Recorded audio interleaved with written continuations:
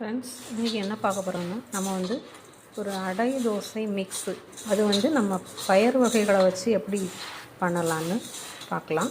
இதை நம்ம மிக்ஸ் பண்ணி இப்படி வச்சுட்டோம்னா நமக்கு வந்து எப்போவுமே வந்து ஒரு அடை தோசை விடணுன்னா நம்ம வந்து டக்குன்னு இதுலேருந்து ஒரு கப்போ நமக்கு எவ்வளோ தேவையோ அதை எடுத்து ஊற வச்சுக்கலாம். இப்படி நல்லா மிக்ஸ் பண்ணி ஒரு கண்டெய்னரில் போட்டு வச்சுட்டோன்னா நமக்கு எப்போ தேவையோ அது கூட ஊற வச்சுட்டு அது கூட நமக்கு வரமிளகா வேணும், வரமிளகா போட்டு ஊற வச்சுக்கலாம், ஊற வச்சு அரைச்சிக்கலாம்.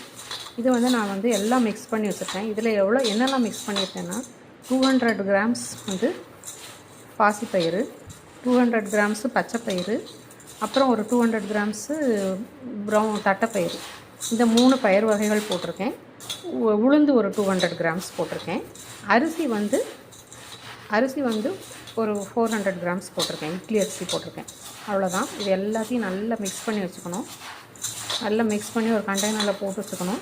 இந்த எல்லா பயிரும் ஈஸியாக ஊறிடும். இந்த தட்டைப்பயிர் மட்டும் கொஞ்சம் ஊறுறதுக்கு கொஞ்சம் லேட் ஆகும். அதனால் நம்ம நைட்டே ஊற வச்சுட்டோம். ஒரு 8 ஹவர்ஸ் ஊற வச்சுட்டோம்னா நம்ம வந்து தேவைப்படும் போது வந்து இந்த மாதிரி எடுத்து ஊற வச்சுட்டோன்னா தேவைப்படும் போது அரைச்சி சுட்டுக்கலாம். இது வந்து நம்ம ஒவ்வொரு டைமும் வந்து நம்ம அடை தோசை ஜென்ரலாக என்ன பண்ணுவோம், துவரம்பருப்பு தான் பண்ணுவோம். நான் இது வந்து பயறு வகைகள் ரொம்ப நல்லதுங்கிறதுனால இந்த பயறு வகைகளெல்லாம் மிக்ஸ் பண்ணி ஒரு தோசை எப்போதும் விடுவேன். அந்த தோசை சுடுற ரெசிபி நான் இன்னொரு நாள் போடுறேன். இன்றைக்கி வந்து நான் எல்லாத்தையும் மிக்ஸ் பண்ண ரெசிபி மட்டும் போட்டிருக்கிறேன்.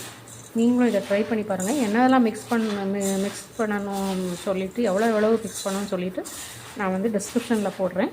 நீங்கள் ட்ரை பண்ணி பாருங்கள். பிடிச்சிருந்தால் லைக் பண்ணுங்கள், ஷேர் பண்ணுங்கள், சப்ஸ்கிரைப் பண்ணுங்கள். தேங்க்யூ.